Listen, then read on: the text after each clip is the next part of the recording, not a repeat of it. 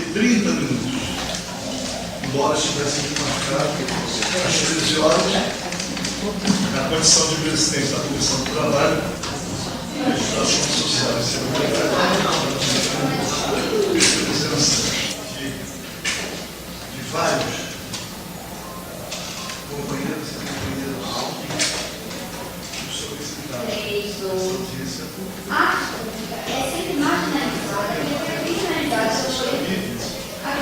São candidatos aprovados no concurso para o INSS, concurso de 2015, estando todos naturalmente preocupados em função do prazo de validade do concurso, que se encerra agora 5 de agosto. E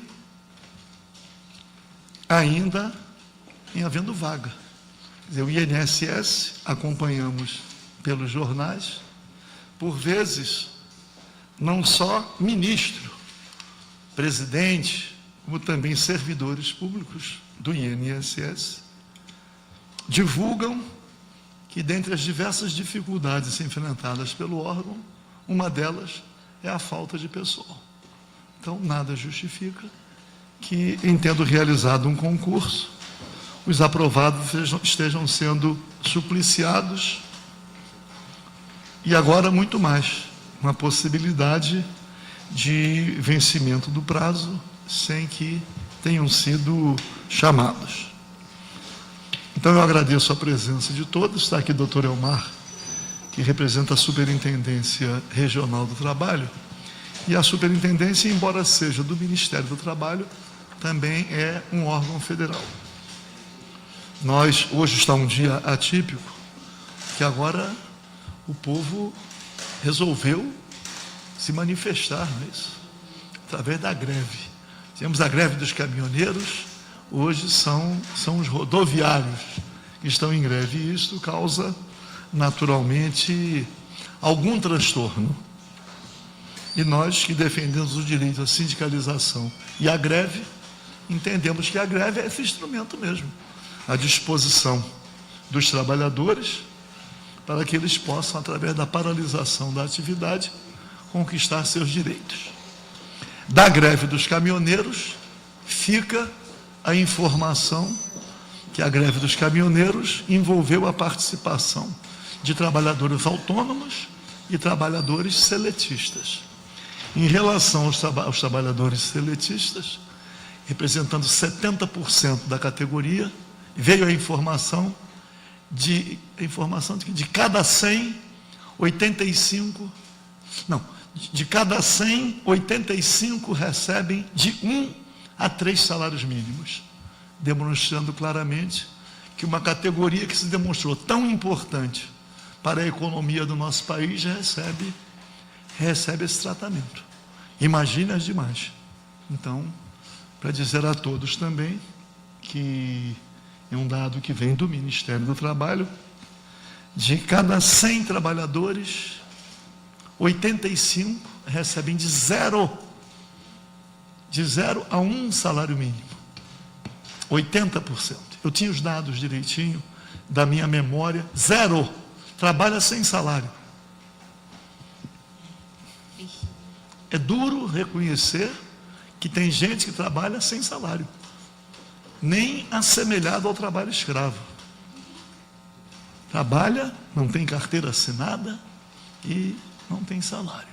Então, como é que se diz, a nossa dura realidade. De qualquer maneira, hoje aqui, o tema é a luta, né, para que os concursados sejam para o INSS, são todos assistentes sociais. Não. Assistentes sociais, técnicos do Seguro Social. Então, estão todos... Então, nós vamos ouvir primeiro a intervenção do Gustavo, que o Gustavo ainda está enrolado, vou usar a expressão enrolado, comprometido, pronto. Comprometido com outra atividade, tem que se retirar rapidamente, portanto, Gustavo Com a palavra, é membro da comissão de aprovados no concurso. Boa tarde a todos. Eu queria primeiro agradecer ao deputado Paulo Ramos por haver acolhido esse pedido, né, de audiência pública, prestigiando o papel do legislativo de ouvir a população, né, e tomar medidas para que o governo, né, embora ele não seja poder executivo nem seja federal, existem meios políticos de pressionar, e, enfim,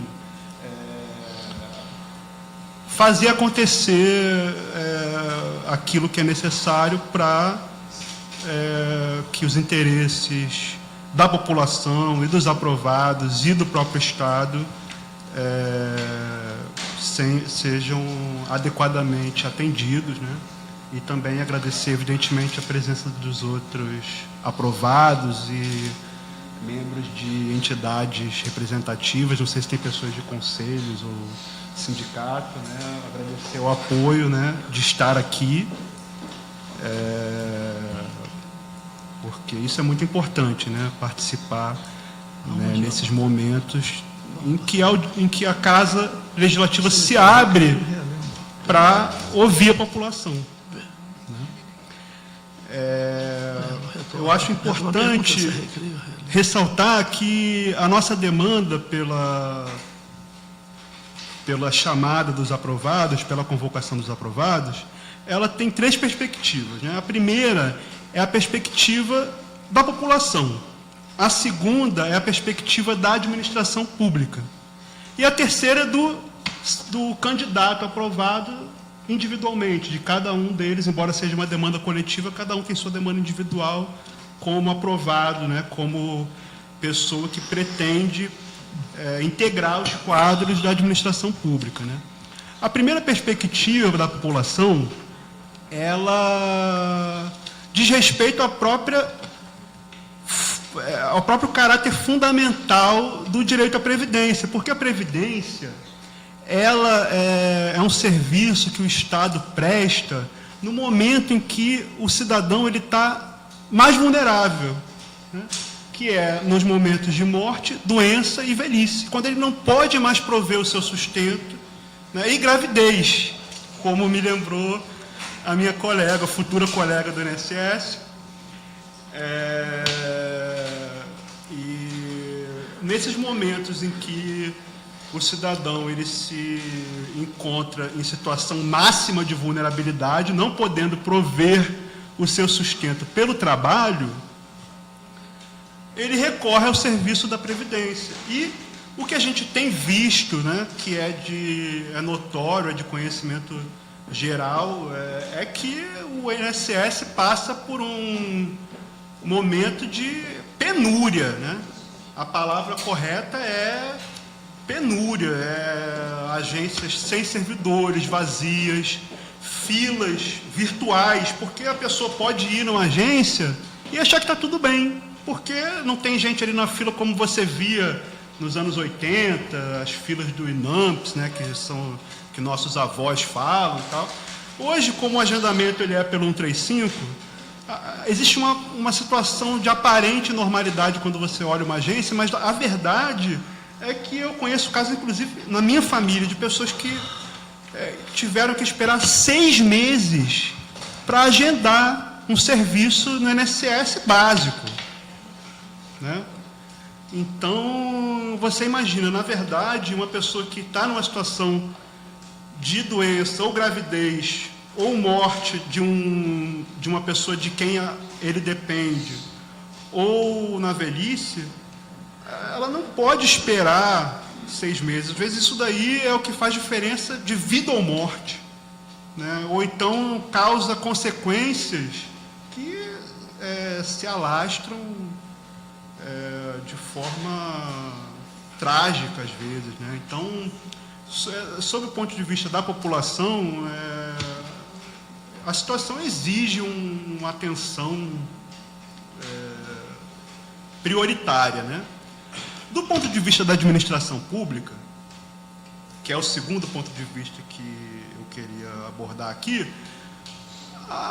O concurso público, ele é o procedimento para ingresso nos quadros, né, de trabalho da administração pública que mais prestigia a eficiência e o mérito individual, né, e, portanto, a qualidade, né, do serviço público, porque ele é um procedimento impessoal, né, que qualquer pessoa pode acessar e se inscrever, né, e, além disso, seleciona aqueles que mais se prepararam, né? Então, isso daí é uma premissa que eu acho que todo mundo aqui concorda, que as formas precárias de contratação de pessoal, né, por meio da terceirização ou de estágio. É claro que a terceirização para atividade meio, né, o estágio como complementar à graduação, né, eles são instrumentos válidos e necessários. A terceirização, ela existe um lugar para a terceirização, como técnica de gestão, que isso daí também não desdiz a importância de que o ingresso nos quadros para exercer a atividade fim, ele deve ser por concurso. E quando o que acontece na prática é que quando é feito um concurso e existe um déficit e as pessoas não são chamadas, a administração começa a se valer de, desculpa até a expressão, jeitinhos, né, deturpando o sentido desses instrumentos legítimos, como a terceirização e o estágio, para fazer frente à necessidade de serviço. Então, sob o ponto de vista da administração pública, a omissão do governo federal em chamar esses aprovados também prejudica a eficiência administrativa, porque isso causa distorções nas agências. Uma pessoa que tem um vínculo precário que faz a mesma coisa de uma pessoa que tem um cargo público, aquilo causa insatisfação, problemas de gestão para os gerentes, né? A rotatividade dessas pessoas também não é adequada para a administração, enfim. Existe uma miríade aí de problemas que são causados para a administração internamente, problemas na política de pessoal, que são consequências da omissão na chamada dos aprovados, né? E, finalmente, a perspectiva dos candidatos aprovados, né? Que, não menos importante, enfim, a gente sabe que o contexto, primeiro, em que ocorreu esse concurso, que ele é de 2015, deputado, mas ele aconteceu em 2016, no auge da crise. Muitas pessoas estavam desempregadas. Foi o concurso público mais concorrido da história, né? Então, a gente tem desses mais de 1 milhão de candidatos, apenas... Eu estou falando de técnico, tá? Depois, como você vai falar de analista, os aprovados somam um total de 2.050, né? Fora os que já foram chamados, os que estão aprovados, isso num rol de mais de 1 milhão de candidatos. Então, são candidatos extremamente qualificados, né? Muitos que estavam desempregados à época, como é o meu caso, na época eu estava desempregado, e foi aquele momento que aconteceu, né, esse fato ruim, né? Que a minha situação, estou falando da minha situação, até peço licença, mas eu sei que é uma situação que é compartilhada por muitos, né? E naquele momento eu aproveitei essa oportunidade em que eu estava desempregado para poder estudar, e sei que e é um sonho, né, integrar a administração pública, né? É o sonho de muitos candidatos, e é um sonho que é bom, porque a gente precisa renovar os quadros de servidores, e é importante que haja pessoas dedicadas e qualificadas para isso. Então, na perspectiva do servidor, é muito frustrante, né? A gente passar num concurso tão concorrido, né? E tão difícil, né? Porque foi uma concorrência muito acirrada. E essa expectativa ser frustrada, mesmo havendo um déficit de 3.982. Isso até março, a gente com certeza ultrapassou 4.000 vagas de déficit só nas agências, isso sem contar as agências que não estão contempladas por esse concurso. Ou seja, 2.050 excedentes não suprem 51% só do déficit. Ainda assim haveria déficit. Então, assim, eu queria fechar no seguinte, para fazer um fechamento mesmo aqui, até para dar oportunidade aos outros de falar, é que essas três perspectivas, a da administração, a do cidadão e a do servidor, elas são interconectadas. Elas são interconectadas porque a eficiência interna da gestão de recursos humanos no INSS, ela vai propiciar um melhor serviço à população. E o candidato que tem o sonho de entrar nos quadros de administração pública e servir ao país, né? Esse candidato, ele é um candidato que é um cidadão que às vezes está desempregado ou subempregado, né? E também é atingido por essa crise. O concurso público, o acesso aos cargos públicos, que hoje não são mais distribuídos para os amigos do rei, eles são acessíveis por concurso, são uma forma primordial de acesso do cidadão ao trabalho também, né? Então, eu queria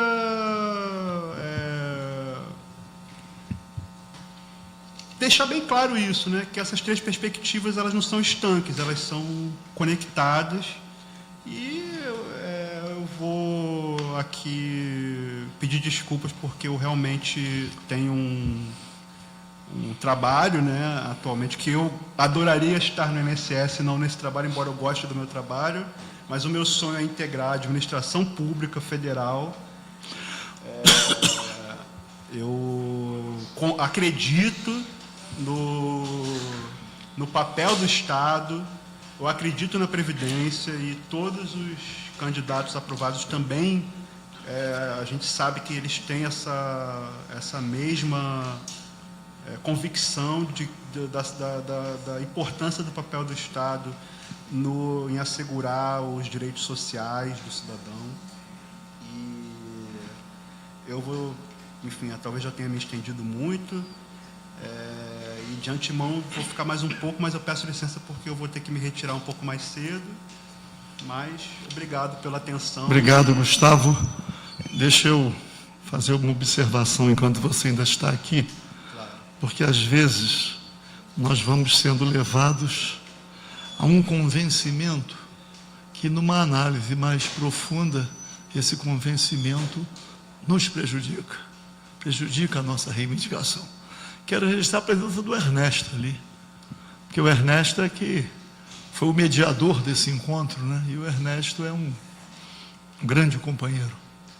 Está aqui, agradecer a sua presença. Primeiro, de falar sobre a terceirização, porque já estamos admitindo, no desmonte do Estado, a terceirização na atividade meio. Isto faz parte do desmonte. Qualquer trabalhador que preste um serviço, aquele serviço é necessário ao alcance da finalidade. Então, não deveria haver terceirização do serviço público. Todos aqueles que trabalham numa repartição pública, todos, do faxineiro, do porteiro, todos devem ser igualmente considerados servidores públicos. E isto foi uma derrota quando a gente admite a terceirização. Por quê? Vamos pegar o caso de um hospital. Se não tiver limpeza, não tem uma cirurgia. Fundamental. Numa escola, se não tem merendeira, se não tem porteiro, se não tem segurança. Então todos devem estar ligados e todos devem ser considerados servidores públicos, todos contribuindo para alcançar o mesmo resultado final na prestação daquele serviço. Que no ambiente de trabalho, há um tempo atrás, o que determinava a categoria profissional era a atividade fim. Quem trabalhava numa metalúrgica, sendo porteiro, faxineiro, seja o que fosse, era metalúrgico. Era a atividade fim que determinava a categoria. Dividiram os trabalhadores. Agora, na reforma trabalhista, eles possibilitaram a terceirização na atividade fim. Então, no mesmo ambiente de trabalho, são 50 patrões diferentes, unidos em cima, e os trabalhadores divididos em categorias profissionais diferentes. Quando a gente fala, na unidade da classe trabalhadora, é porque somente a unidade da classe trabalhadora pode sustentar o enfrentamento. O trabalho só enfrenta o capital através da unidade da classe trabalhadora. Então é preciso compreender isso. É que a gente fala, às vezes eu brinco e digo assim, todos nós esquecemos, qual é o sentido do punho cerrado, Ernesto? O punho cerrado é a unidade da classe trabalhadora. Mas muita gente, isso foi ficando, isso no tempo dos dinossauros. Hoje isso já está, o tempo dos dinossauros. Mas eu quero dizer o seguinte, estágio não é ingresso no serviço público. Estágio não é ingresso. Pode ser necessário a qualificação, necessário a preparar para ingresso no mercado de trabalho, mas no serviço público, através de concurso. Não pode contornar o concurso público, que é constitucional. Concursado, estatutário, com planos de cargos, carreiras e salários, com direito à sindicalização e à greve. Existe um bombardeio muito grande, nesses últimos anos, contra o serviço público, contra o servidor, porque eles querem desmontar a máquina pública. E estão conseguindo. Então eu peço desculpas em fazer essas poucas observações, que todos aqui são muito jovens, e a gente já vem de algum tempo, acompanhando essas mudanças e vendo que essas mudanças todas se destinam a fazer com que a participação do trabalho no resultado da economia seja sempre menor.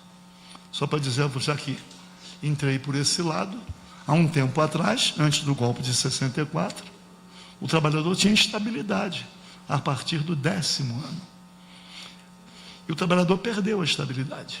A partir da perda da estabilidade, a participação do trabalho nos resultados da economia foi decrescendo. É por isso que nós temos 0 a 2 salários mínimos, de 1 a 3 mínimos. E quem está na Previdência, no INSS, esses dados são trazidos por quem? Pelos trabalhadores, pelos servidores da Previdência Social, que nos trazem as informações, além dos pesquisadores, aqueles que buscam os dados. Você falou, quando faz o concurso, tem o sonho. Quem é aprovado num concurso tem direitos. O sonho antecedeu. A aprovação no concurso significa a porta aberta para a realização do direito. Ser aprovado num concurso público confere direitos. Então, já vocês estão além do sonho. Vocês não estão sendo respeitados no direito ao ingresso no serviço público pela aprovação no concurso, que é a forma democrática de acesso. É a forma constitucional, que também não vem sendo respeitada. Quando você fala, no virtual, marcação, hoje ainda tem muita fila, ainda, quando falam, diz assim, não, hoje marcam por 6 meses, o quadro, a realidade ainda é muito dura, Há um lado carente dizendo que sim, e essa vida da gente dizendo que não. É isso que estão vivendo. Eles mentem na propaganda. A marcação agora, A maioria esmagadora da população não tem acesso ao virtual, pô. Não tem, isso é uma mentira, pô. Isso é uma mentira. Eles vão mentindo. Eles mentem tanto que nós próprios, vacinados 10 vezes, acabamos acreditando nas mentiras, pô. Nós mesmos, às vezes eu já digo assim, eu tenho anticorpos, né? Já sou vacinado, ao contrário, para não, mas de vez em quando eu estou falando alguma coisa, eu tenho que me policiar, para não escorregar na sedução de concordar com as mentiras que eles pregam, pô. A população está sofrendo nas filas aí, sem acesso ao serviço. Eles vão precarizando. Eu me lembro, não sei os dados de hoje, na questão do aposentado, as mentiras. Na época da Assembleia Nacional Constituinte, o trabalhador que se aposentava por tempo de serviço vivia, em média, 3 anos. Era um levantamento feito com os dados estatísticos. Em média, 3 anos. Era assim lá em Realengo. Seu fulano, né, tinha tanta saúde, se aposentou, morreu. Era assim, era um comentário permanente, né? Porque o trabalho também mantinha a saúde. Mas, em média, 3 anos. Então, eu fiz as anotações aqui porque a gente não pode fazer concessão. Não existe atividade meio. Existe um meio para possibilitar a atividade fim, pô. E nós temos que exigir igualdade de condições. E eles estão fazendo essas mudanças para quê? Essas mudanças representam a divisão, a dificuldade para alcançar a unidade na classe trabalhadora. Então, estou aqui, completei as anotações rápidas que eu fiz nas suas intervenções. Agora vamos passar. É a Camila? Camila Muniz, não é? Conselho Regional de Serviço Social. Conselheira, hein? Então, assume, por favor. Marcela. Não, assume, por favor. Marcela. Aqui, Marcela também, assistente social, também está dentre os excedentes do concurso. Eu troquei aqui a ordem. Estou perdoado. Vamos embora. Não fique preocupada com as minhas observações futuras, Lu. Imagina, vamos lá. Excelentíssimo senhor deputado Paulo Ramos, demais presentes, agradeço, né, a participação de todos, a oportunidade de estar aqui e de colocarmos o nosso pleito, que é muito mais do que legítimo. Eu sou Marcela, sou assistente social e aprovada no referido concurso público de 2015. Em nome da CAINS, que é a Comissão dos Aprovados do INSS, da FLASE, Frente de Lutas dos Assistentes Sociais Excedentes, composta por analistas e técnicos, gostaria de agradecer o espaço para a discussão da demanda dos aprovados, pauta também que faz parte de um dos temas mais relevantes da atualidade brasileira, que é o desmonte da Seguridade Social. Em destaque, a Previdência Social Pública e sua autarquia, o INSS. O INSS é uma instituição que concede benefícios substitutivos de renda em momentos de invalidez, doença ou impossibilidade de continuidade da vida laboral pelo avanço da idade, sendo a única fonte de sobrevivência de uma classe que viveu da força de trabalho. A população brasileira é quem mais tem sofrido com as consequências da crise econômica e política que o país atravessa. Crise essa que os atuais gestores só encontram solução na austeridade fiscal e na gradativa restrição dos direitos dos trabalhadores. Impossível não citar a PEC dos gastos, que virou a Emenda Constitucional 55 e que cortará durante 20 anos verbas para a saúde e educação. Já existem restrições no orçamento da política de assistência social e, dentro do tripé da Seguridade, a Previdência Pública ainda é a política que acolhe milhões de brasileiros e famílias inteiras que dependem de aposentadorias, do BPC, que é o benefício de prestação continuada, dentre outros benefícios para a sua diária sobrevivência. Todos nós podemos perceber a precarização do atendimento nas agências do INSS, principalmente pela ausência de servidores. Benefícios são negados, cidadãos ficam sem atendimento, como o nosso colega aqui citou, e até mesmo sem o direito de marcar um agendamento.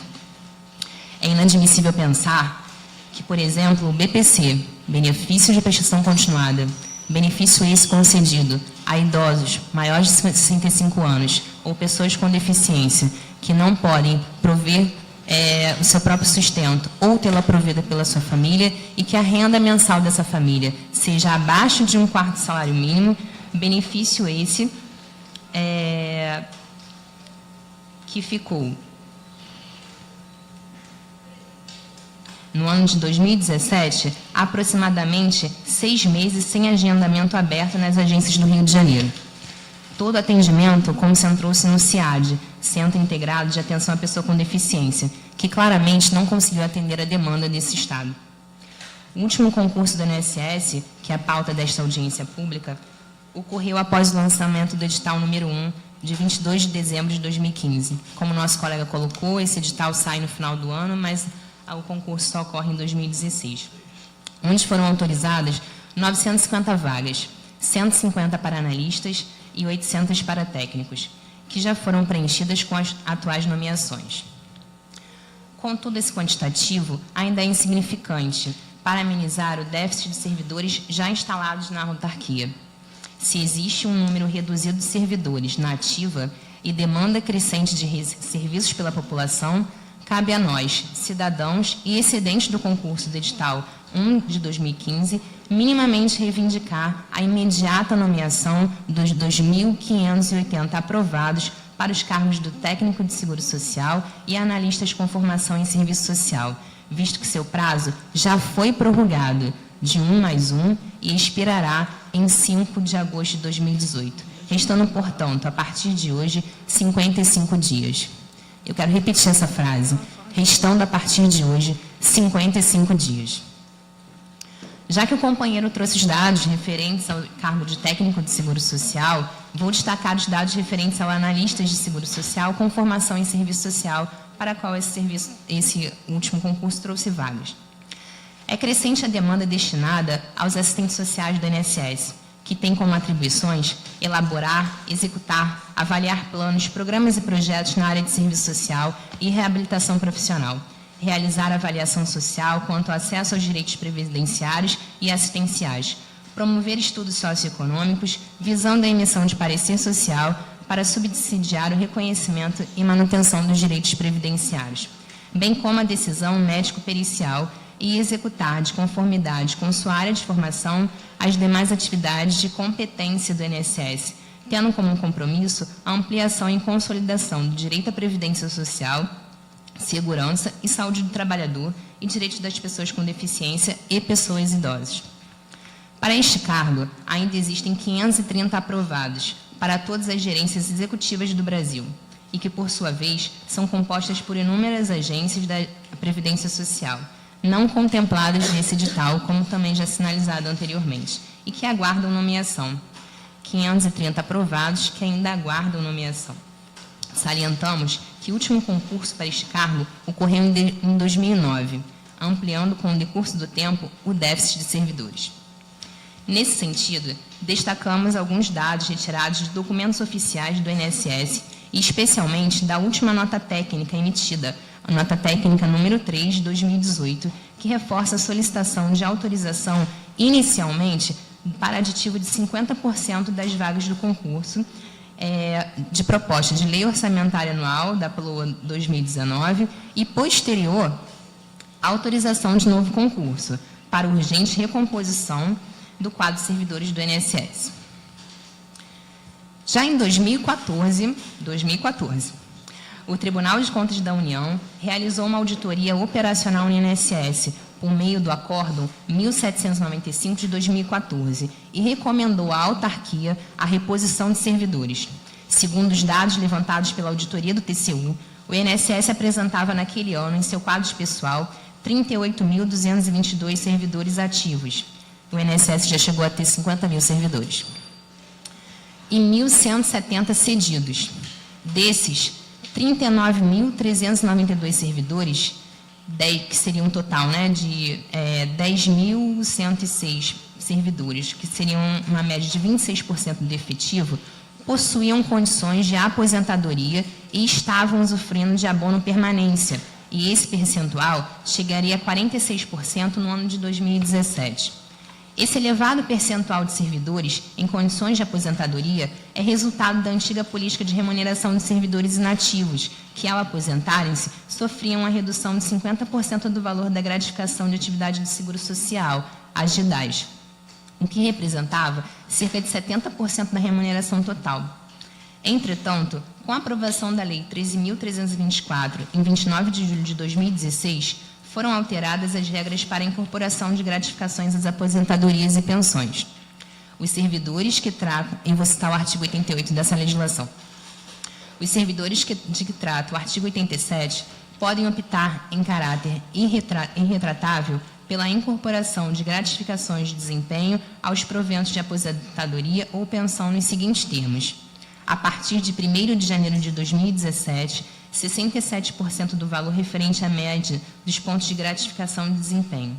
A partir de 1º de janeiro de 2018, 84% da incorporação. A partir de 1º de janeiro de 2019, o valor integral, a média dos pontos de gratificação de desempenho recebidos nos últimos 60 meses de atividade.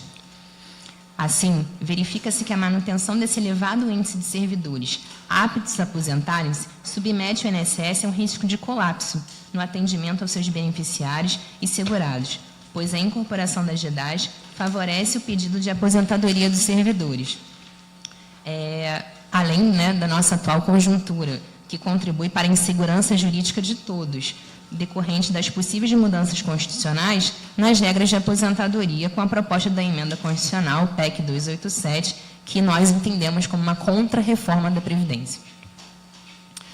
Ora, se a autarquia encontra dificuldades para atingir as metas estabelecidas com o atual quadro de servidores, isso será amplamente agravado caso quase metade de sua força de trabalho se torne inativa. Destaco a medida paliativa, já citada pelo colega, de contratação de estagiários para reduzir a sobrecarga de trabalho em curto prazo. A medida já gerou muita polêmica e foi introduzida pelo último presidente do INSS, que sai da autarquia demitido sobre escândalos de corrupção. Em fevereiro de 2018, já haviam 8.000 estagiários trabalhando no INSS, com a intenção de chamada atual de mais 3.000. Por que não investir, então, na contratação desses excedentes?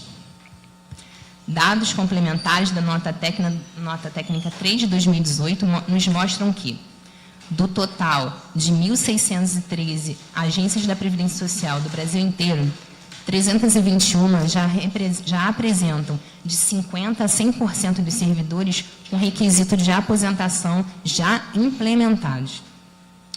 Do déficit de servidores instalados, os técnicos somam um número de 3.982 e o risco de déficit com essa aposentação chega a 10.259 servidores.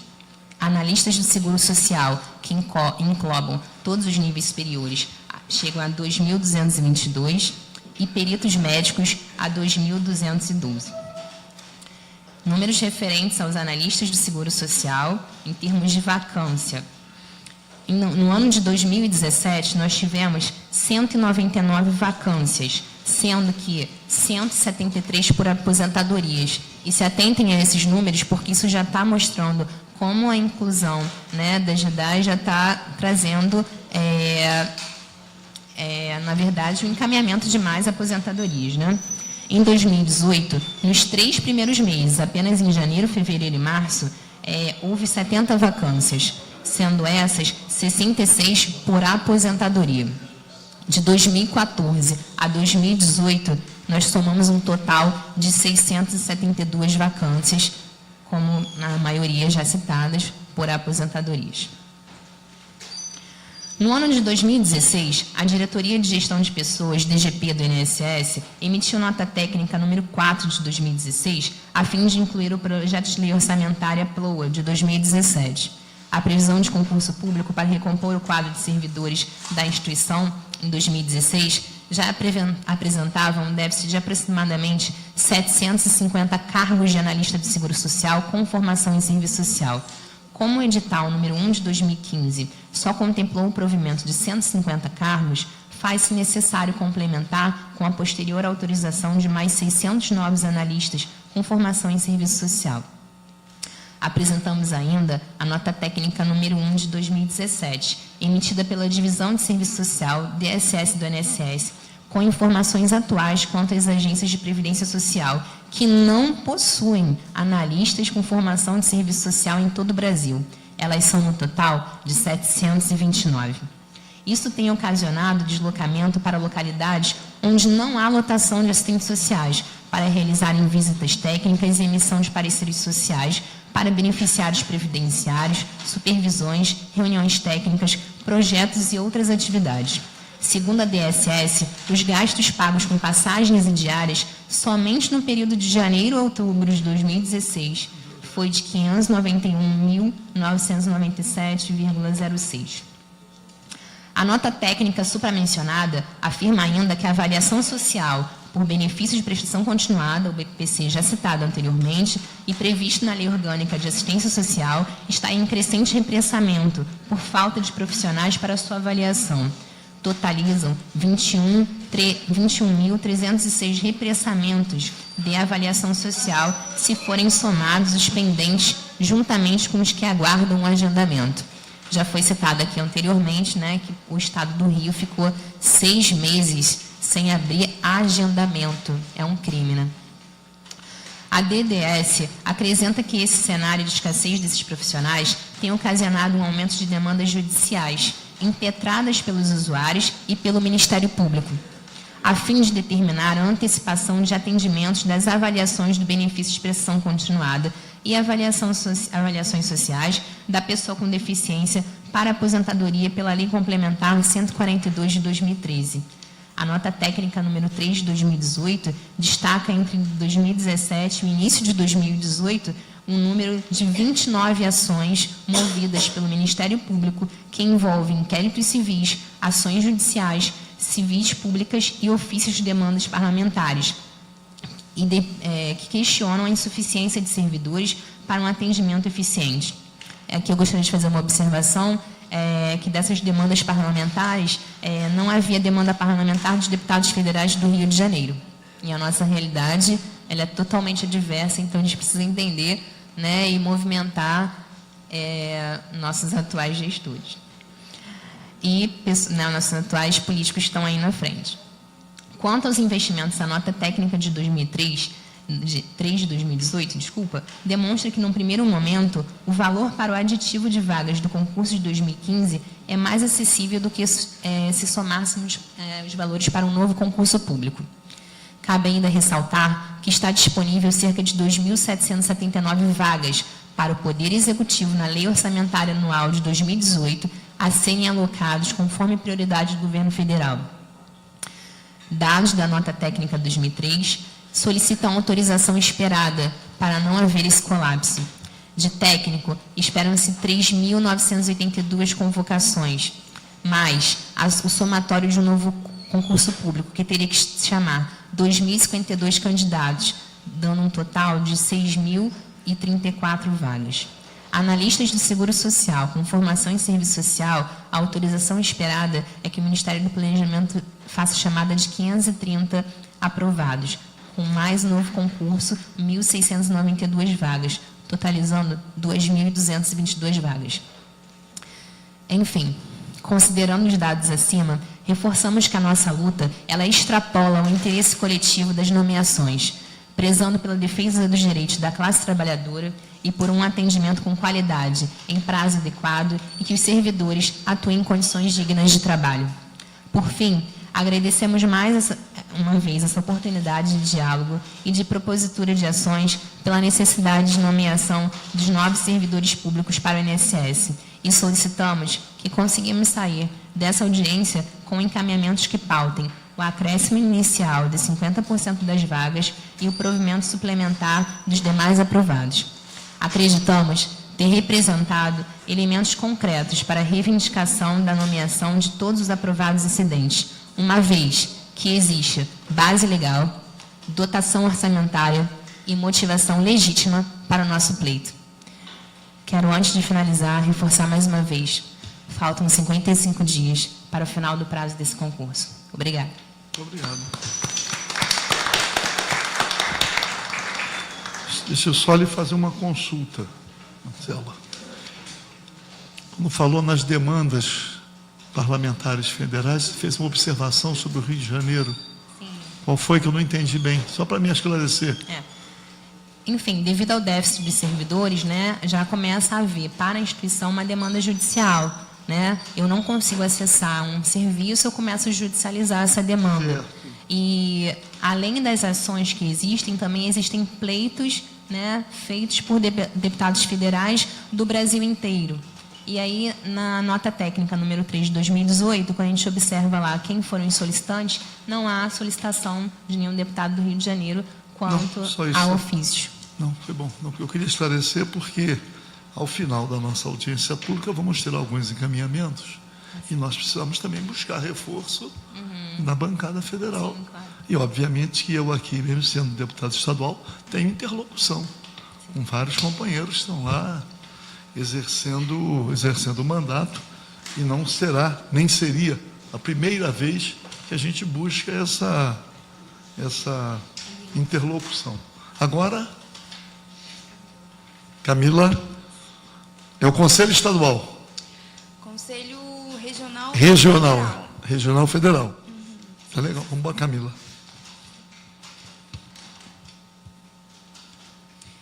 Boa tarde a todas e todos. Meu nome é Camila, sou conselheira da atual gestão do Conselho Regional de Serviço Social do Rio de Janeiro, 7ª Região. Não temos tempo de temer, 2017-2020. E há quase 5 anos sou assistente social do INSS, onde atuo na reabilitação profissional. Gostaria de cumprimentar os presentes e agradecer o convite do deputado Paulo Ramos, presidente da Comissão de Trabalho da ALERJ, e a oportunidade de participar desta audiência pública representando o Conselho Federal de Serviço Social e o Conselho Regional de Serviço Social do Rio de Janeiro, que conformam o conjunto Cefes-CRES. Primeiramente, quero falar um pouco sobre o quanto é importante para mim, pessoalmente, participar desse espaço para discutir a situação dos concursados de 2015 do INSS, no sentido da defesa da convocação dos aprovados do concurso e que também é um espaço de defesa do serviço social enquanto profissão, do serviço social do INSS e, em última instância, da população usuária.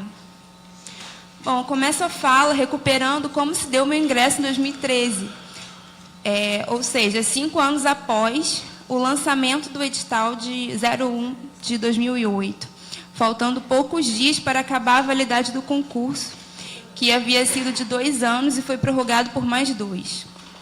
Eram 900 vagas iniciais e havia previsão e necessidade de chamar mais da metade das vagas.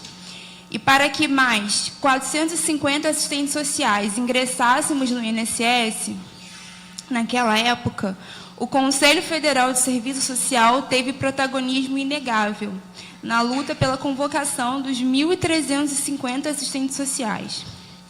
O INSS estava há mais de 3 décadas sem realizar concurso público. Sem dúvida alguma, foi um período histórico na instituição, em relação à recomposição de parte, grande parte, sim, do quadro de assistentes sociais do INSS. As últimas nomeações foram resultado da articulação entre o Cefes, a Federação Nacional de Sindicatos e Trabalhadores em Saúde, Trabalho, Previdência e Assistência Social, a FENASPES, e o chamado Grupo do Dobro, assistentes sociais aprovados no concurso para além das vagas iniciais, do qual eu fazia parte. De acordo com o artigo 7º da Lei 8662 de 93, que é a Lei de Regulamentação da Profissão de Assistente Social, o Conselho Federal de Serviço Social, Cefes, e os Conselhos Regionais de Serviço Social, os CRES, constituem em seu conjunto uma entidade com personalidade jurídica e forma federativa, com o objetivo básico de disciplinar e defender o exercício profissional de assistente social em todo o território nacional. Nesse sentido, cabe ao Cefes, além de orientar, disciplinar, normatizar, fiscalizar, cabe a ele especialmente defender o exercício da profissão de assistente social, em conjunto com os conselhos regionais, de acordo com o inciso 1 da referida Lei de Regulamentação. E é na qualidade de defensor do exercício profissional que o conjunto Cefes-CRES não só se posiciona favorável à convocação dos aprovados do concurso de 2015 do INSS, como entende que a não convocação faz parte de uma política de desmonte do INSS e da Previdência Pública, enquanto política social integrante da Seguridade Social garantida constitucionalmente. Afirmo isso com total clareza, uma vez que a autarquia passa por déficit de servidores em todos os âmbitos, tanto técnicos e analistas do seguro social quanto peritos médicos. Está havendo contratação de estagiários de nível médio superior com o intuito de tentar suprir essa falta de servidores. Porém, esse fato acaba escamoteando a falta de servidores para que atuem, os estagiários, né? Para que atuem na digitalização de documentos no âmbito do INSS digital. Temos que lutar pela convocação dos aprovados do concurso de 2015, que finda a validade em 5 de agosto, agora de 2018. Dessa forma, defender a convocação dos aprovados do concurso de 2015 é defender a qualidade dos serviços prestados, é contribuir para a garantia de direitos.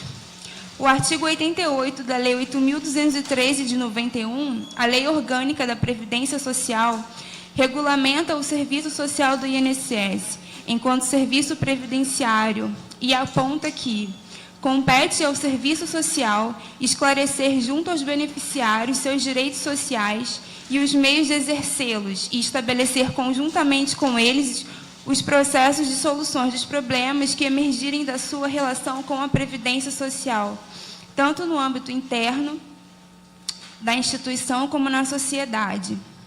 O serviço social é instituído na Previdência Social em 1944.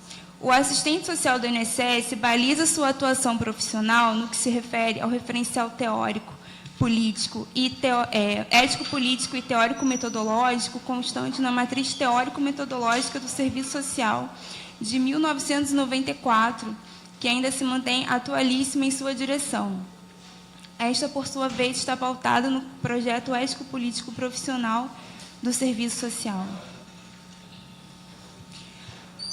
Vou apresentar alguns dados para frisar a importância que o concurso de 2009 e 2008, estou recuperando a importância do penúltimo concurso público, uma vez que foi com esse marco histórico. Em 2005, havia 552 assistentes sociais atuando no INSS, sendo que destes, 278 estavam atuando no serviço social, enquanto serviço previdenciário. Muitos acumulavam ações nos recursos humanos, reabilitação profissional e outros profissionais. Atualmente, são aproximadamente 1.389 assistentes sociais do INSS.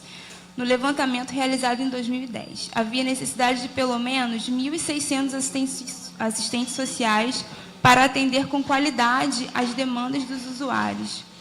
Além das aposentadorias já efetivadas até aqui, ao longo desses 8 anos, haverá muitas outras aposentadorias que ocorrerão a partir de 2019, não só de assistentes sociais, mas de técnicos e outros analistas do Seguro Social, em ocasião da incorporação das GEDAs, gratificação de desempenho que irá compor a aposentadoria em 80% a partir desta data. Incorporação essa que constitui um dos mais importantes frutos da greve de 2015. Muitos servidores continuavam e ainda continuam a trabalhar, mesmo tendo completado o tempo de contribuição e idade mínima para se aposentar, por conta da perda anterior, de quase 50% do salário, muitas vezes com a saúde precarizada.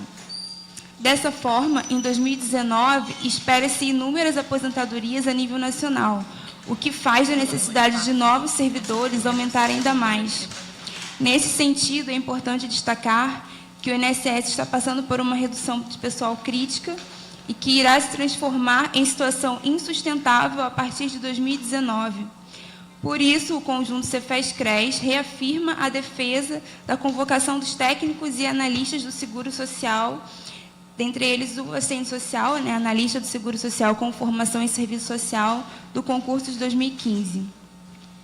Para ilustrar essa preocupação, apresento dados de 2017 levados por membro da Comissão Nacional de Assistentes Sociais da FENASPES, que foi apresentado no Encontro Nacional em Defesa da Previdência e do Serviço Social do INSS. Ele demonstra que 12.334 servidores estão em abono de permanência atualmente. Recentemente, houve mudança no Manual Técnico da Reabilitação Profissional, no qual o assistente social atua enquanto profissional de referência. Uma dessas mudanças faz com que muitas atividades realizadas anteriormente por servidores administrativos devam ser realizadas pelos profissionais de referência, dentre eles o assistente social. Tais como abertura de prontuários, elaboração de ofícios para as empresas, convocação de segurados para atendimento, entre outras atividades. De acordo com o Manual Técnico do Serviço Social, o assistente social do INSS pode atuar em diferentes áreas de atuação, tais como no serviço social, reabilitação profissional, saúde e qualidade de vida no trabalho. Cabe destacar que, mais recentemente, a atuação do Cefes vem acontecendo em defesa do serviço social do INSS, sempre levando para as reuniões a pauta pela convocação dos excedentes e também pela manutenção do serviço social do INSS, tendo convidado, inclusive, representantes da Frente de Luta de Assistentes Sociais Excedentes, FLASE, para participar de reuniões.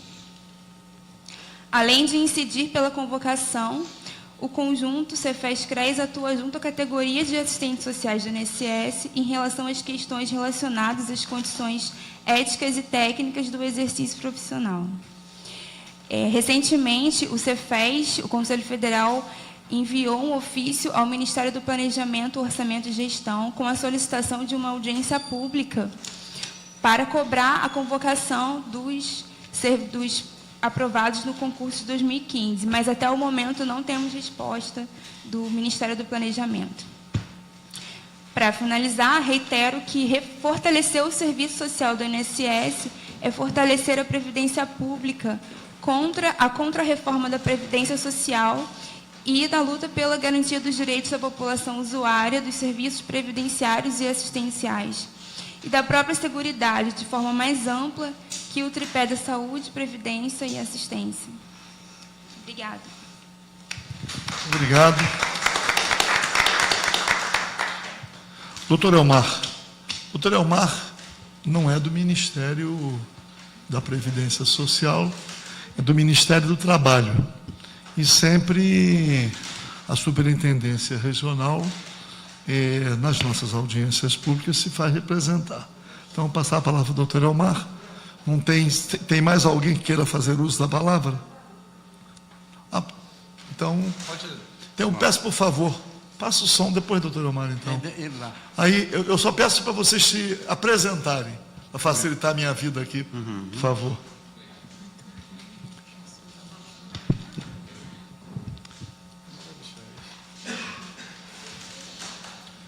Uma palavra? Boa tarde a todos, meu nome é Camilo de Jesus, sou assistente social, trabalho no INSS, já estou dentro da casa, atualmente trabalho em Santa Cruz, numa agência de lá. Mas hoje eu falo aqui em nome da Comissão Nacional de Assistentes Sociais, né, que é uma comissão organizada através de uma luta política e sindical, via a nossa federação, né, que chama de FENASPES, e também nos organizamos nos nossos sindicatos estaduais. Agradeço, como todos têm feito, pelo convite de estar aqui, né, pela oportunidade que o deputado está nos oferecendo, pela presença do superintendente, o convite aí da FLASE e do CAINS, que estão se organizando aí na luta dos excedentes. Vale lembrar, assim, que, né, deputado, infelizmente, nós estamos naquilo que nós chamamos de Casa do Povo, né? Mas, infelizmente, parece que nós só viemos aqui para pleitear, pedir alguma coisa, lutar por algum direito. Eu acredito que vai chegar um dia que nós vamos conseguir vir aqui na Casa do Povo para festejar, para comemorar, para ampliar direitos. Isso, sim, na verdade, esse é o nosso entendimento do verdadeiro sentido de Casa do Povo. Espero que consigamos fazer isso. E para que a gente consiga fazer isso, não há outro caminho a não ser a mobilização, o processo de organização, os trabalhadores organizados nas ruas, ocupando espaços iguais a esse, né? Não vemos aqui comemorar ainda, festejar, mas existe aí ainda as portas ainda há portas abertas para adentrar aqui na tão famosa e dita Casa do Povo. Obrigado, deputado, pela oportunidade. Bem, vou ser breve, né? É bem verdade que nós temos que fazer... Nós não temos como dissociar esse processo de luta e mobilização de uma conjuntura que vem acontecendo a nível internacional. Nada mais é ao pé da letra do que a implantação do projeto neoliberal de desconstrução, de aniquilação, de dilaceração das políticas públicas, e em especial as políticas sociais. A gente pode acompanhar o que vem acontecendo com a Grécia já há bastante tempo, o que aconteceu com o Chile agora recentemente, onde as pessoas caíram no engodo da busca pela iniciativa privada de aposentadoria e depois que foram reivindicar seus direitos não conseguiram obter. Isso vem acontecendo aí em vários países, né, especialmente aí nos países mais fragilizados, ditos de terceiro mundo, mas com grande potencial econômico, laborativo, e que ainda não está sendo usado realmente a favor dos trabalhadores.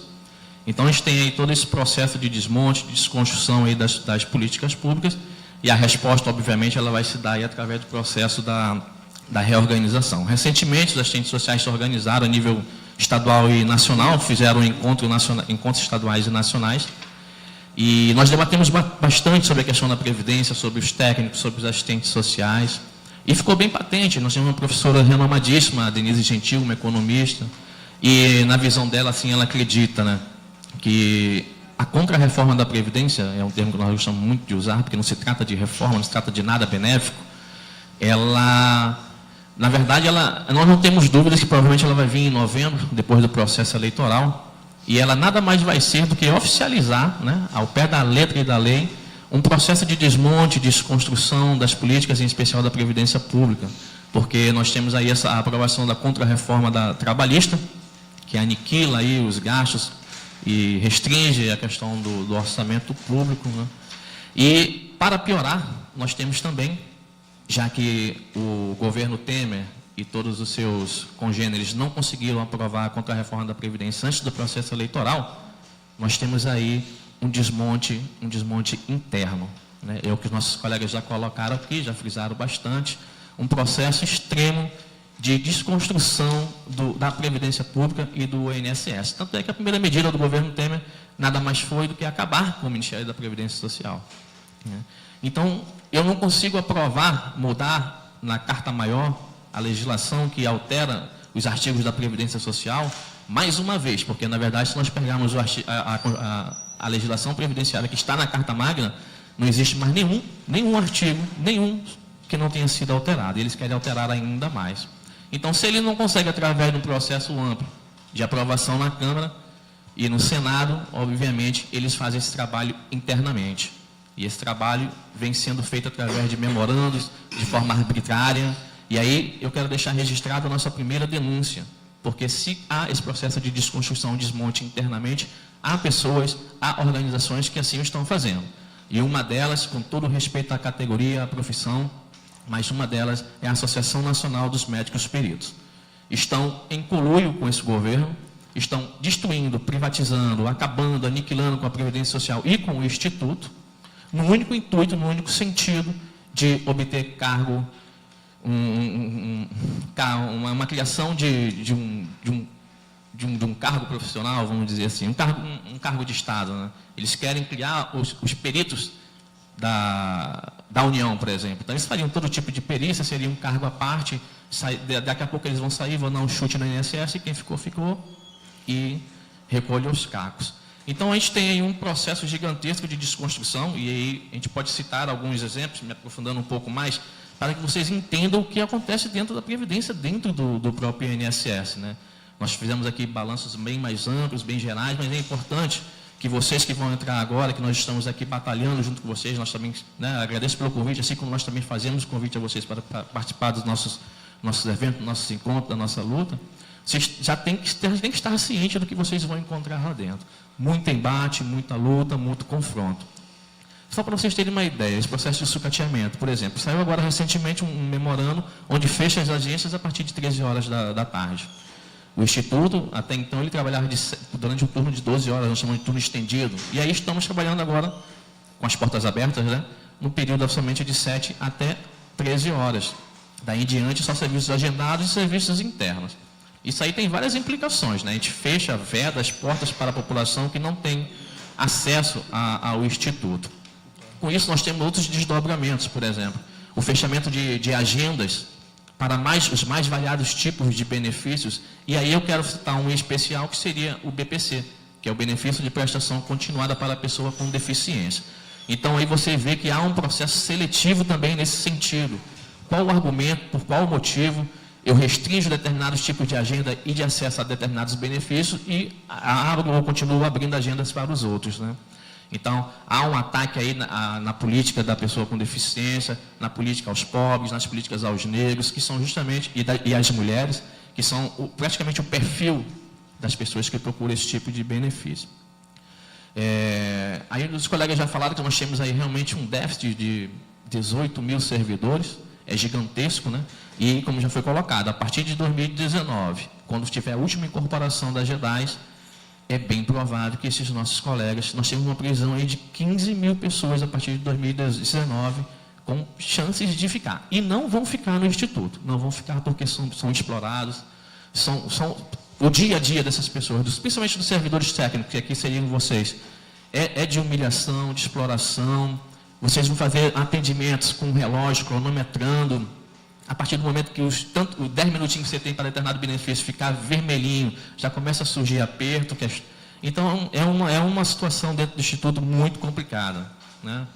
Nós temos aí, para complicar ainda mais, a questão do INSS digital. Nada contra a tecnologia, nada contra os avanços tecnológicos, só tem a nos acrescentar, mas se vocês perceberem, já foi citado aqui, por exemplo, o perfil dos usuários, né, dos segurados do INSS, pessoas de 1 a 2 salários mínimos, são idosos, pessoas aposentadas, a gente pode dizer que realmente são analfabetos digitais, não tem acesso nenhum, não adianta querer buscar, isso só tem usado como jargão para justificar o processo aí de tentar justificar ou maquiar a questão da não chamada aí dos concursados, e aí essas pessoas acabam que continuam buscando as portas da Previdência. E aí, se eu vou buscar a porta da Previdência, como que eu vou buscar se a partir de 13 horas ela já está fechada? Entra uma outra questão, que são os atravessadores, os aproveitadores, os advogados de porta de agência, que se aproveitam da vulnerabilidade, dessa condição aí macabra em que o segurado se encontra querendo buscar, pelo menos tentar pleitear, ter o direito a pleitear. Você olha só que redundância, né? Tem direito a pleitear os seus direitos, mas é isso que vem acontecendo. E aí os advogados, com todo respeito também à profissão do direito, né? Se tiver alguém que formado em direito, mas isso é uma realidade e eles estão se aproveitando da situação e da fragilidade dessas pessoas. Existem casos macabros mesmo de advogado que fica com cartão de pagamento durante 1 ano, durante 6 meses, até cumprir o que foi acordado ali. A gente pode citar aí também, falando já a questão dos estagiários, além da gravidade, já que o nobre deputado já citou, nós temos aí um agravamento da gravidade, porque se eles estão ali ocupando cargos públicos, mesmo que seja na área meio, que nós não concordamos com isso, estão não só para fazer o processo de digitalização, como foi colocado aqui, que seria para isso, para dar celeridade aos processos, muito pelo contrário. Nós temos estagiários já atendendo em guichês com senhas de servidores públicos, às vezes de gerente, de chefe de benefício, para prestar os outros serviços que não competeria ao estagiário, né? Então tem essa gravidade também. Contra a Associação Nacional dos Médicos Peritos, querendo ou não, uma profissão elitizada, mas que está aí, né, cada vez mais proletarizando, assim, a gente sabe que esse é um setor que reclama muito do Bolsa Família, né? Mas aquele antigo mito de que os médicos recebiam determinadas quantias para indeferir benefício, ela praticamente se tornou realidade. Obviamente, antigamente era mito mesmo. Obviamente, eles oficialmente não recebem para indeferir benefícios.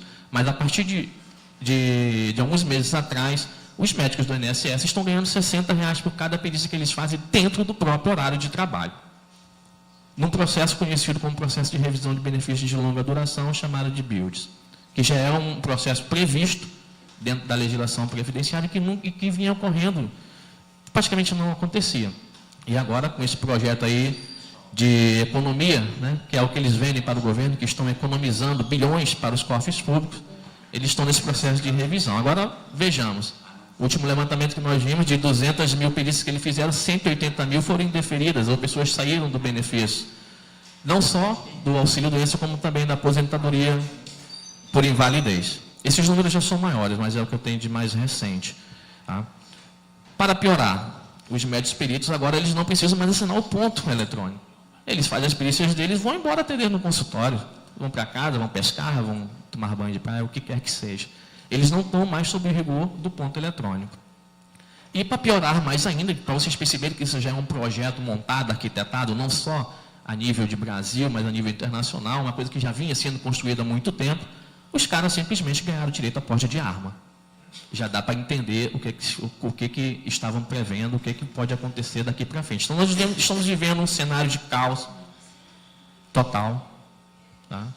Uma população, infelizmente, inerte, com uma crise gigantesca de direção, tá? E que vem se enfrentando através do espontaneísmo. E nós precisamos dar um rumo para tudo isso. Eu vou concluir. Tá? Dentro do INSS, aí puxando um pouco sardinha para os assistentes sociais, é uma das poucas categorias que ainda se mobiliza e se organiza no sentido de impedir e denunciar esse tipo de prática dentro do Instituto. Então, nós somos uma categoria organizada e, obviamente, por estarmos organizados e denunciando o que vem acontecendo dentro do Instituto, nos tornamos o alvo principal da Associação Nacional dos Médicos Peritos. Eles atualmente gerenciam o INSS, eles não têm a cadeira da presidência, mas já chegamos ao ponto do próprio presidente do INSS dizer em público que reconhece que existem 2 presidências atualmente no INSS. Então, eles mandam e desmandam nos assistentes sociais no sentido de quê? Legalmente, né, já que estamos subordinados a eles no Serviço de Saúde do Trabalhador, e eles restringiram praticamente as nossas ações. Saída para atividades externas, reduz agora o atendimento espontâneo ao usuário, fechando as agências, com a redução das agendas e até mesmo o fechamento das agendas dos BPC, por exemplo, que é um dos benefícios que as assistentes sociais mais trabalham. Nós também estamos sem fazer avaliação social, estamos chamando de ociosos dentro da Previdência, e agora saiu um parecer da Procuradoria-Geral Especializada do Instituto, no sentido de nos obrigar a ir trabalhar como os técnicos, a habilitar benefícios, atender o público nesse sentido, uma atribuição que não compete aos analistas do Seguro Social com formação em serviço social. É triste, já coloquei vários elementos, né? Mas não é para desânimo não, é para termos elementos e subsídios para organizar a nossa luta, a nossa defesa e traçar estratégias de enfrentamento. Um dos exemplos, já para concluir mesmo, é que em 2017, em setembro, alguém pode ter acompanhado, o deputado também, nós fomos alvos de um processo de extinção do serviço social dentro do INSS. E aí, da importância de estarmos aqui, apesar de ser, como o deputado já falou, alguns colegas tinham conversado hoje de manhã, mas ali é uma legislação do Estado, tal, o que tem a ver? Esse processo de reorganização, como o deputado Paulo Ramos já colocou, vai ecoar, vai sair daqui e vai para o âmbito federal. E foi isso que nós fizemos em setembro. Provocamos, né, procuramos os vereadores, no Brasil todo, procuramos os deputados, procuramos os movimentos sociais, procuramos os deputados estaduais e federais, senadores, independente de bandeiras, e fizemos pressão, né, e surtiu efeito. Após tanta pressão, o INSS, a contragosto, teve que revogar o seu regimento e colocar novamente o serviço social enquanto profissão, enquanto serviço oferecido à população usuária, da classe trabalhadora.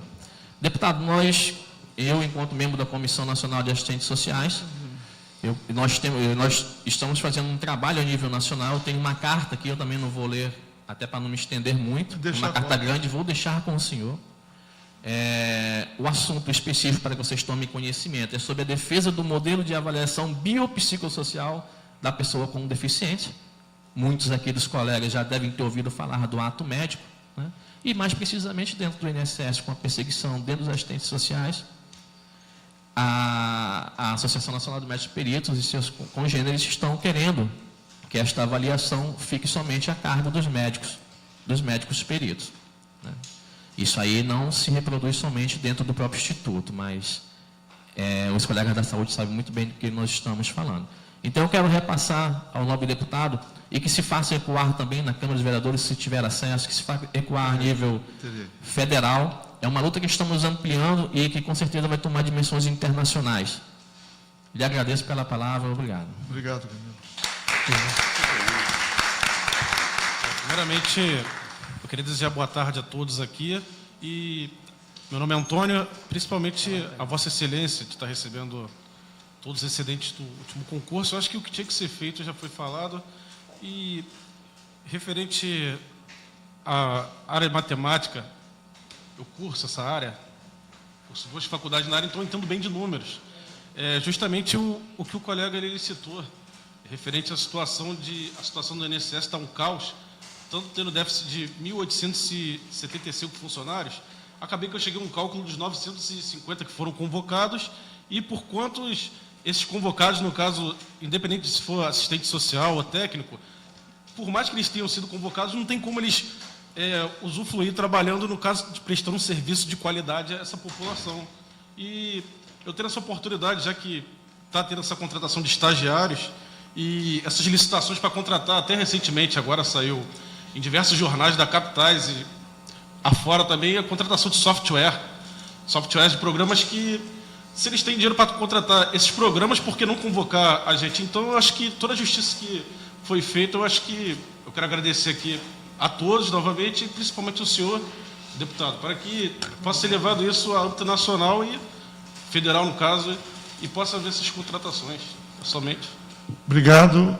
Doutor Elmar, por favor, para a gente caminhar para uma conclusão. Doutor Elmar. Boa tarde a todos. Nobre presidente desta comissão, deputado Paulo Ramos, que muito tem ajudado a todas as categorias que vejo aqui, pelo tempo que tenham participado aqui dessas audiências públicas. Realmente é lamentável, porque já estamos há 55 dias do esgotamento do prazo de validade desse concurso. Infelizmente, uma frustração muito grande. Ora, a Superintendência Regional do Trabalho é um órgão eminentemente burocrático, entendeu? Administrativo, e que aqui eu sinto que é preciso uma ação mais veemente por parte, encaminhamentos políticos, para que haja realmente uma ressonância de toda essa luta de vocês. Vocês estão no lugar certo, na comissão de trabalho, operosa comissão de trabalho, com grandes resultados. Podemos afirmar isso na Superintendência Regional do Trabalho. As incursões do deputado Paulo Ramos junto à Superintendência Regional do Trabalho têm sido, assim, vitoriosas, todas as incursões. Mas acontece que nós estamos diante de uma situação periclitante em termos de prazo. 55 dias voam. E é preciso... Vocês já vêm fazendo um trabalho brilhante. Gostei de ver o seu relatório, Marcela, e o orador que acabou de falar. Ele fez também uma explanação muito completa, o retrato da situação. E nós, por exemplo, na Superintendência do Trabalho, o que é que poderíamos fazer? Tudo centralizado aqui. Por que só aqui? Porque aqui é o lugar, é a casa do povo, como vocês acabaram de dizer isso. E é a casa do povo, esta comissão de trabalho, juntando subsídios trazidos por vocês, a comissão de trabalho pode ajudar politicamente, até, principalmente, não é até não, principalmente, porque em termos administrativos, realmente o prazo é exíguo, 55 dias, como você acabou de mais uma vez mencionar. O que é que acontece? A Superintendência Regional do Trabalho, de posse de alguns dados a mais, por exemplo, que dados são esses? Coletar, fazer um levantamento de todas as ações ajuizadas, todas as demandas judiciais, trazer para o deputado Paulo Ramos, para esta presidência dessa comissão de trabalho. E aí, o deputado Paulo Ramos, entendeu? Nos encaminhará, levou ele lá na superintendência do trabalho. E por que não vai cada um? Não, para não pulverizar, para não fragmentar. Então vai o deputado Paulo Ramos, como presidente da comissão de trabalho, e leva leva o levantamento que vai receber de vocês de todas as demandas judiciais existentes. Para quê? Para a Superintendência do Trabalho dirigir-se ao Ministério Público, que esta é mais função do próprio Ministério Público do que, na realidade, neste estágio da Superintendência do Trabalho. Aí há eles se falam muito, Ministério Público com Superintendência de Trabalho e vice-versa. Um apelo para que as ações sejam tocadas, para que seja tudo isso mais apressado, diante desse prazo, dessa exiguidade de tempo que está aí, de 55 dias. Trazendo tudo isso, esses dados para o presidente Paulo Ramos, eu tenho absoluta certeza que a coisa vai melhorar para vocês. Agora, o que me preocupa é esse infeliz prazo de 55 dias que está aí a se esgotar.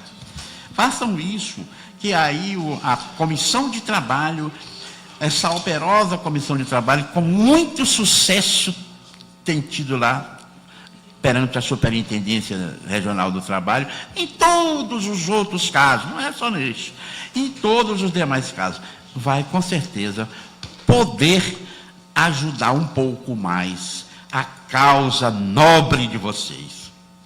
Era o que eu tinha a dizer, deputado. Obrigado, doutor Elmar. Vamos lá, então, agradecer. O doutor Elmar está sempre disponível para se associar à nossa luta. Ele ia aplaudir, pode aplaudir o doutor Elmar. Temos que aplaudir aqueles que são solidários, né? A nossa causa. Então, deixa eu começar dizendo uma coisa. É claro que precisa uma interlocução imediata com o governo federal. Vamos ver através de qual mecanismo nós vamos conseguir essa interlocução. Porque existe o Ministério, onde a área está situada, INSS, e pelo fato do tempo estar se esgotando, é preciso que nós possamos agilizar esse contato. Vou fazer uma propaganda, que quem quiser comparecer, eu vou aproveitar o dia de hoje, que nós estamos às 17h30, entregando a medalha Tiradentes ao senador Roberto Requião. E tenho certeza absoluta que teremos o comparecimento de alguns parlamentares federais. Então, eu já vou aproveitar a oportunidade aqui da presença para conversar rapidamente a respeito e verificar se um ou outro pode disponibilizar algum tempo no sentido de abraçar essa causa, de modo a que possamos conseguir, o mais rapidamente possível, um contato levando uma representação de vocês. Então, hoje, se o que é inimaginável não for possível esse caminho, vamos tentar com o nosso próprio mandato, com a Assembleia. Mas eu não acredito. Nós temos uma interlocução muito grande com os deputados da bancada federal. Obviamente que, dependendo do partido, a afinidade às vezes é maior, a proximidade é maior. Mas quando a causa é uma causa suprapartidária, nós temos que verificar um contato também com quem acumulou mais força política no sentido de poder viabilizar uma solução. O presidente da Câmara é deputado também pelo Rio de Janeiro. Então, vamos tentar essa proximidade, mas aproveitando a força e a possibilidade maior de um ou outro deputado federal. Até um encontro rapidamente. Rio de Janeiro está nessa causa. A necessidade de servidores no Rio de Janeiro é muito grande. Então, ver qual o instrumento disponível em função da emergência. O ideal seria que tivéssemos acesso ao corpo de bombeiros e que o corpo de bombeiros pudesse atuar. Mas nesse caso específico, esse incêndio, né? Esse incêndio tem que ser, essas chamas devem ser debeladas, não é isso? Através dos hidrantes que estão aí nas ruas, não é isso? Os carros, né? Disponíveis, as mangueiras disponíveis, mas acima de tudo, não é isso? A possibilidade, não em relação a esse caso específico, que tem prazo determinado, mas a possibilidade está aí diante de nós. Outubro de 2018. Que não sejamos movidos pelo desânimo, que a revolta não nos empurre para a alienação, para a não participação. É Camilo, né? O Camilo fez um relato, fazendo uma radiografia interna, mas ele próprio assentou. Não é para causar o desânimo, ao contrário, é para afirmar o compromisso com a transformação do órgão, mas ao mesmo tempo com transformações maiores, né, que estão aí diante de nós, apelando para a participação. Então, quando aqui foi falado, né, no Chile, né, foi o Camilo que citou alguns outros países, eu me lembro, Camilo, que durante o trabalho da Assembleia Nacional Constituinte, o ex-presidente Fernando Henrique Cardoso, que era constituinte, senador constituinte, ele convidou para fazer uma palestra para os constituintes um dos líderes da oposição chilena, e ainda à época Pinochet. Eu não sei, eu troco o nome, porque tem um professor aqui, que era professor da Cândido Mendes, eu acho que é o professor Miguel Baldez, que é o daqui, e o senador era Gabriel Baldez, o senador convidado pelo senador constituinte Fernando Henrique Cardoso. E o senador constituinte Fernando Henrique Cardoso estava com dificuldades de mobilizar um número razoável de senadores para a palestra do Gabriel Baldez, e ele me encontrou no corredor e falou: Paulo Ramos, me ajuda, estou aqui, vê se mobiliza deputados constituintes para... E eu ajudei. Conseguimos lá reunir um grupo que, pelo menos, a justificar a palestra do senador chileno. E o senador chileno disse mais ou menos o seguinte: que o desmonte feito no Chile pela era Pinochet e pela perda da soberania do povo chileno, soberania nacional, que privatizou tudo, entregou tudo, terceirizou tudo que podia, ele disse, nem nos próximos 100 anos o povo chileno pode aspirar por democracia no seu sentido mais amplo, a partir da afirmação da sua soberania. Então, nós estamos diante desse quadro. O desmonte é muito grande. E o desmonte vem acontecendo, em determinado momento, de uma forma muito mais lenta, com várias compensações importantes, com iniciativas importantes, mas o desmonte vem acontecendo. Então, eu não quero aqui alongar, né? Mas se nós olharmos a partir de 1990, início da era Collor até hoje, o que já foi desmobilizado do patrimônio nacional é algo tão grande que eu não sei como é que eles continuam falando que quanto mais privatização, mais saúde, mais educação, mais segurança. Que eles agora estão acabando de entregar a Petrobras, querem entregar a Eletrobras, a Casa da Moeda, então eles não têm limite. O golpe foi dado para isso. A reforma trabalhista passou porque os trabalhadores estavam isolados. A reforma da Previdência não passou porque os trabalhadores estavam também com os servidores públicos. E aí formaram uma resistência muito maior, mas os trabalhadores sozinhos não tiveram a possibilidade de resistir ao crime que foi a chamada reforma trabalhista.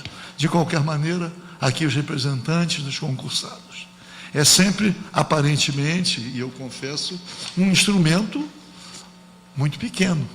Quando se faz uma audiência pública, eu sei que um ou outro comparece imaginando que ali vai ter a solução.